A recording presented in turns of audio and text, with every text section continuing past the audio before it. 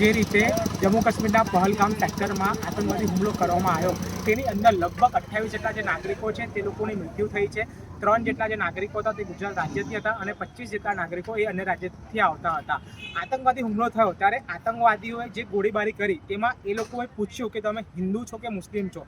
જે લોકો પણ કીધું હિન્દુ છે કે એ લોકો ઉપર ગોળીબારી કરવામાં આવી અને એ લોકોની ત્યાં ઓન ધ સ્પોટ મૃત્યુ થઈ ગઈ. તેના પછી કેટલાક તો એવા પણ ત્યાં હિન્દુ લોકો હતા કે જે લોકો જોડે કલમા પઢાવવામાં આવ્યું. તો કંઈક ને કંઈક આ પણ ખોટું છે. ભારત એક લોકતાંત્રિક દેશ છે. બીજી વાત હું કહેવા માંગીશ કે જેટલા પણ લોકો શહીદ થયા હતા તે લોકો માટે આજ રોજ faculty of science MS university ખાતે ઓલ ગુજરાતના સ્ટુડન્ટ યુનિયનના જે કાર્યકર્તાઓ છે તે સાથે જે ફેકલ્ટી ઓફ સાયન્સના સ્ટાફ છે, ટીચર્સ, મેડમ, પ્રોફેસર, તે લોકો જોડાયા હતા.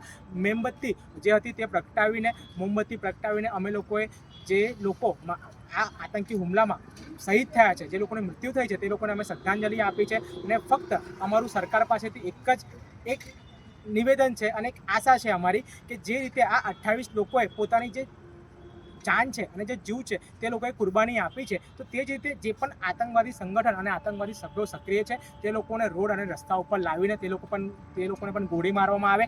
આ જે ભોગ આ લોકો બન્યા છે, આવતીકાલે ભોગ કદાચ અમે બની શકીશું, અમારા વચમાંથી કોઈ એક બની શકે છે. તો આવનાર સમયમાં કોઈ આ કૃત્ય કરતા પહેલા 1000 વાર વિચારે અને એવી સજા અને એવું દંડ આ આતંકવાદીઓ તથા એમના સંગઠનોને આપવામાં આવે એવી અમારી માંગ છે.